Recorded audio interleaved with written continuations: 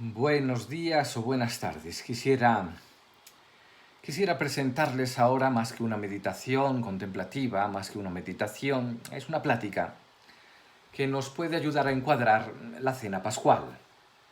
Si vamos a la Biblia y a las fiestas que celebra el pueblo de Israel, encontramos que muchas de sus celebraciones son fiestas que tienen muchas veces un motivo agrícola, especialmente en tiempo de la siega, en tiempo de la cosecha. O también son fiestas porque un pueblo enemigo quiso destruir su pueblo y no lo logró, y se recuerda ese acontecimiento. No se celebra el simple hecho de que Israel no fue destruido, sino que se celebra que esas victorias son un milagro y que el pueblo de Dios es un milagro y que también nuestra salvación es un milagro. Según las leyes y la lógica humana, el destino del pueblo de Israel en muchos momentos de su historia hubiera sido la destrucción. El destino de la Iglesia, en muchos momentos de la historia, parecería que de ahí no se podría levantar. Pero la Escritura y la historia de la salvación no se rigen por la lógica humana. Un ejemplo de esto es la Pascua, pues el faraón egipcio no logró la destrucción de Israel. Y siempre hay un faraón que quiere la destrucción y siempre estará Dios que ofrece la salvación. Me gusta considerar el contexto de la celebración de la primera Pascua judía para darme cuenta de algunos aspectos del corazón de Dios que va preparando la redención de los hombres, que va preparando mi redención. En la Pascua que me trae Jesucristo encontramos el reflejo muy notorio de la Pascua judía. Se estaba celebrando ese momento, esa fiesta, ese memorial, donde Dios salva a su pueblo de la liberación de los egipcios. Y por eso me gusta ir al Éxodo y dejar que las palabras de Dios bajen a mi corazón. La fiesta de la Pascua se celebra por primera vez en Egipto el mismo día de la muerte del primogénito del faraón. El ángel del Eterno salió por toda la tierra de Egipto, golpeando con la más severa de las plagas, la muerte de los primogénitos. Para no verse afectados los hijos de Israel, tenían que tomar un cordero, matarlo, y su sangre sería colocada en los dinteles y postes de las casas de los hijos de Israel. Al hacer esto, la sangre sería una señal para el ángel y evitaría la muerte de esa casa. Y la Escritura dice que el ángel del Eterno pasará sobre aquella puerta, pasará, Pascua, eso es lo que quiere decir, el paso. La Pascua marcaría la historia nacional de Israel de una manera importante, sería, comparándola de alguna manera con nuestra realidad, sería la celebración de la independencia de Israel. Nosotros diríamos las fiestas patrias, y Yahvé sería el padre de la patria, el libertador de su pueblo. En las diferentes contemplaciones que les ofrezco de la cena de Pascua, pues señalaremos que Dios promete liberarnos de 4 aspectos. La Escritura habla de una libertad del pueblo de Israel y los libera de 4 elementos, de 4 situaciones, ¿no? Y con el fin de comprender de qué se trata esas 4 frases diferentes del Éxodo, pues he querido recoger una historia que pueda ayudarnos a entenderlo mejor. No sabía si introducir esta historia, porque es simplemente una historia algo larga, pero he querido hacer esta plática centrándome prácticamente en la historia, fuera de las meditaciones, que nos puede ofrecer un contexto y comprender un poquito más o darle un poquito una perspectiva diversa a esa celebración de la Pascua. Es la historia de un judío ruso, Meir Sederovich, arrestado por la KGB en Rusia por el terrible crimen de enseñar las escrituras a los niños judíos. Y la sentencia que le dieron fue de 20 años en Siberia, una palabra que arrojaba terror. en los corazones de cada ruso. Y la historia de este Meir dice así. Meir fue alojado en una ciudad cuyo trabajo consistía en limpiar un bosque y colocar vías férreas. El primer invierno fue sumamente crudo. Las temperaturas descendieron a más de 40 grados bajo cero y los fuertes vientos hacían que el frío se sintiera aún más. Trabajar bajo esas condiciones era espantoso. Cada día era una lucha con la muerte. El alimento que recibía el prisionero no era más que una dieta apenas suficiente para sobrevivir. La fortaleza de Meir se iba debilitando lentamente. Sabía que no podría durar mucho más bajo esas condiciones inhumanas. Un día invernal particularmente duro, después de haber trabajado en el clima helado, cayó agotado. Su cuerpo se estaba congelando y no era capaz de levantarse del suelo. Mientras yacía allí, impotente sobre el suelo, clamó agonizante y profundamente a Dios: «Por favor, Dios mío, ayuda». De repente sintió dos manos que lo levantaban desde atrás y lo llevaban a algún lugar. Él perdió el conocimiento. Cuando despertó, yacía en una cama cubierto por gruesas mantas. Un médico estaba de pie junto a él tomándole el pulso. «Te encontré justo en el momento preciso», dijo el médico, «un poco más y estarías muerto». Pasó los próximos 5 días acostado recuperándose. El médico, a quien nunca antes había visto ni encontrado, estaba frecuentemente a su lado, brindándole el mejor cuidado. «Escucha», le dijo una noche cuando estaban solos, «déjame contarte un secreto que no debes revelar a nadie. También yo soy judío. Fui criado en un hogar cristiano y mis amigos piensan que soy cristiano. Acabo de ser asignado en este campo de concentración. Trataré de ayudarte tanto como pueda. Quizás algún día hasta logre sacarte de aquí. Entretanto, he dado instrucciones de que estás demasiado débil y enfermo como para trabajar afuera. Serás reasignado a tareas de cocina. Espero que ello haga las cosas mucho más fáciles para ti. Simplemente recuerda, no debes dar a conocer mi secreto a nadie».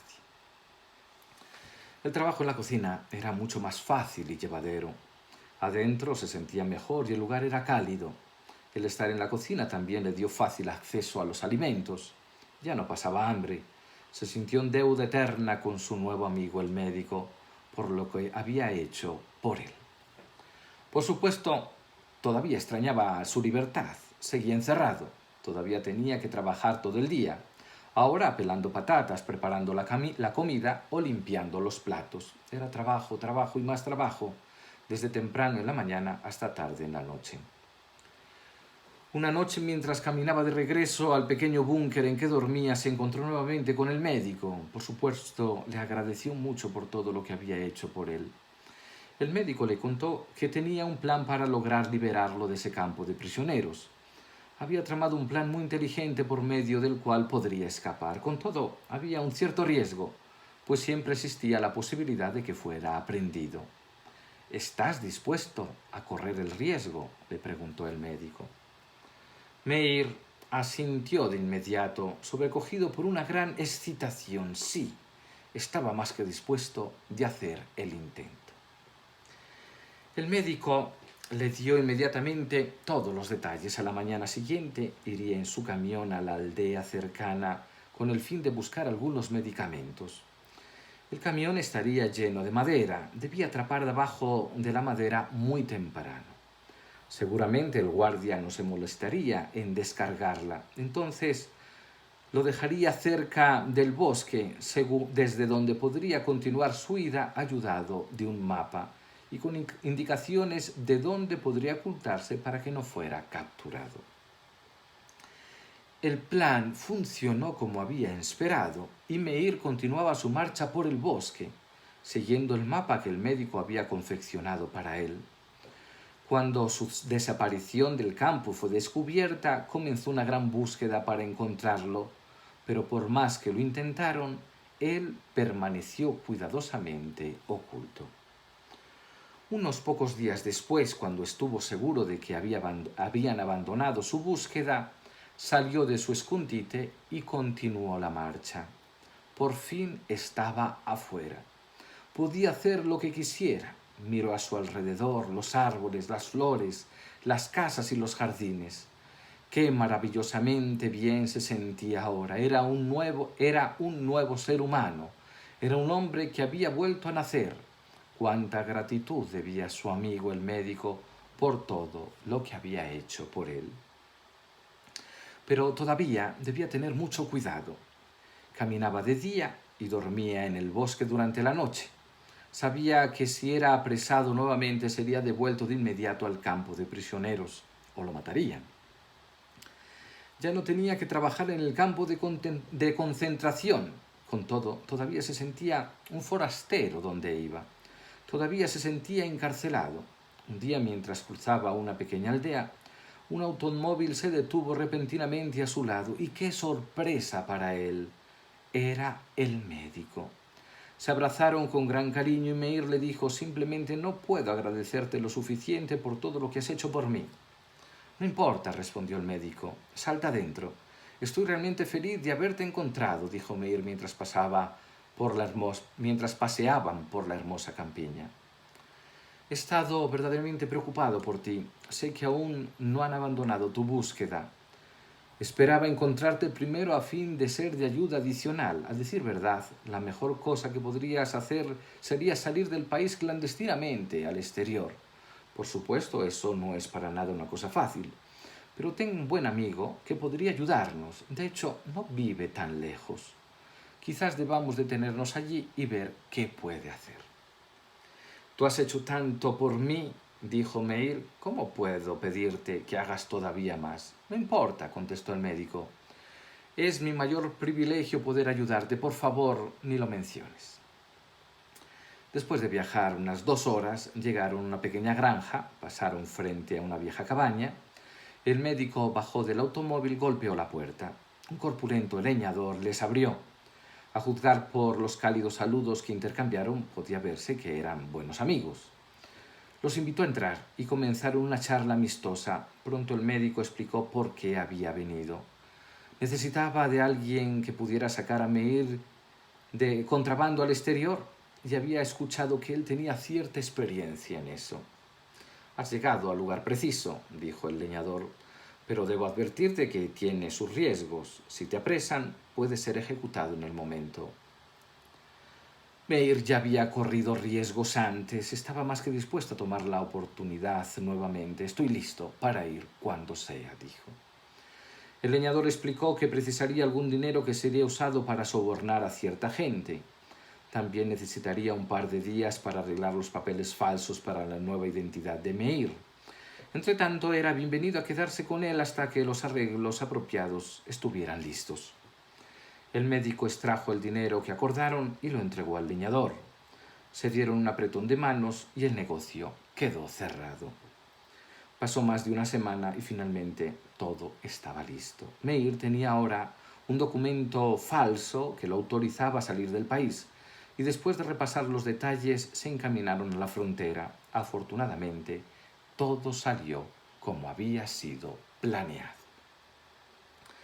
Unas semanas después, tras viajar por varios países, Meir llegó a Suiza. Por fin era un hombre libre. Qué gran deuda de gratitud tenía con el médico por todo lo que él había hecho por él. Ahora podría hacer lo que deseara y caminar donde quisiera sin tener que mirar hacia atrás para ver si era seguido por alguien. Se sentía una nueva persona, como un recién nacido.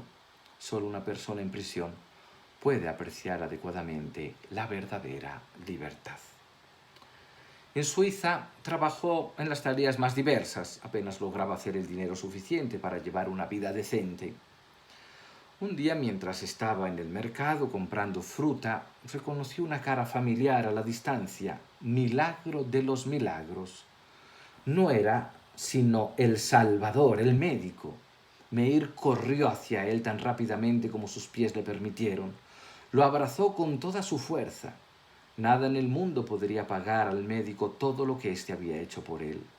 Era un encuentro más allá de toda descripción. El médico, por supuesto, estaba sumamente feliz de haberlo encontrado, y ambos se sentaron a hablar de todo lo que les había sucedido desde que se habían visto la última vez. Maravilloso, dijo el médico cuando Meir terminó su historia. Este debe ser un verdadero milagro enviado del cielo. Que yo tropiece contigo por casualidad aquí en Suiza. De hecho, llegué aquí ayer. Estoy visitando a mi familia, a quien no he visto desde hace mucho. ¿Qué te parece si vienes conmigo y me acompañas a casa para la cena de esta noche? Estoy seguro de que a ellos no les molestará en absoluto. Meir aceptó la invitación. El médico tenía una hija apenas 2 años menor que Meir. Se gustaron mutuamente y al cabo de 1 año y medio se casaron. Al inicio de la boda, casi con los aperitivos, Meir alzó una copa de vino y la extendió en dirección al médico. Era un brindis de alegría desde lo más profundo de su corazón. Esta copa de vino, doctor, la bebo en gratitud por el momento en que me rescataste de la dura esclavitud que experimentaba en el campo ruso de concentración, trabajando a la intemperie en medio del frío. Meir bebió la copa de vino de una vez y las canciones continuaron. Poco después llenó una segunda copa de vino y exclamó una vez más: «Esta copa de vino, doctor, la bebo en agradecimiento a ti por quitarme la carga del trabajo cuando me ayudaste a escapar del campo de prisioneros». La gente batió palmas a gritos y el baile y las canciones continuaron. Un poco después, Meir llenó una vez más su copa de vino y exclamó alegremente: «Esto es por ti, doctor, por haberme sacado de Rusia y haberme hecho un hombre libre». La música continuó tocando y los invitados bailaron en corros. Finalmente, cuando los invitados se sentaron una vez más a la mesa, Meir llenó su copa de vino nuevamente y la alzó. «Y esta copa la bebo por ti, doctor, por haberme dado todo lo que hoy tengo, por traerme a tu hogar y darme la mayor alegría de mi vida, que por supuesto es mi esposa. Por eso estaré en deuda contigo para siempre». Esta historia tiene una gran similitud con la historia de la liberación del pueblo de Israel en Egipto, y tiene una gran similitud con la liberación de la esclavitud del pecado y de la muerte por parte de Cristo, haciéndonos parte de su familia, haciéndonos parte de la familia de Dios. ¿Qué podré yo dar a Yahvé por todos los beneficios que me ha hecho?, se pregunta el salmista, Salmo 116. «Levantaré la copa de las salvaciones e invocaré el nombre del Señor». Es decir, viviré mi acción de gracias en la misa con el mismo corazón de Meir al sentirse bendecido por su libertad y por su familia. Esta historia refleja muy bien los sentimientos que debe haber en el corazón de todo israelita, de todo cristiano, que es bendecido por la salvación del Señor, que es bendecido por esa salvación que incluye el formar parte de la familia de Dios. La gratitud a Dios por la redención es algo que vale la pena celebrarlo, y celebrarlo constantemente en la Eucaristía. Levantar el cáliz de la salvación e invocar su nombre es algo que hay que hacer constantemente con un corazón agradecido. La experiencia del Éxodo fue una secuencia de eventos sobrenaturales que culminó en la liberación del pueblo judío y muestra esa relación tan particular con Dios. La experiencia de la Pascua cristiana es la experiencia de todo un Dios amoroso que nos salva y que nos invita a formar parte de su familia. Espero que esta historia nos ayude a comprender, a valorar, a darnos cuenta un poco de lo que debe de sentir un cristiano al acercarse a celebrar la Pascua, al acercarse a Dios para darle gracias por esa libertad, por esa salvación, por esa redención, por esa herencia que nos ha preparado a cada uno de nosotros, formar parte de la familia de Dios.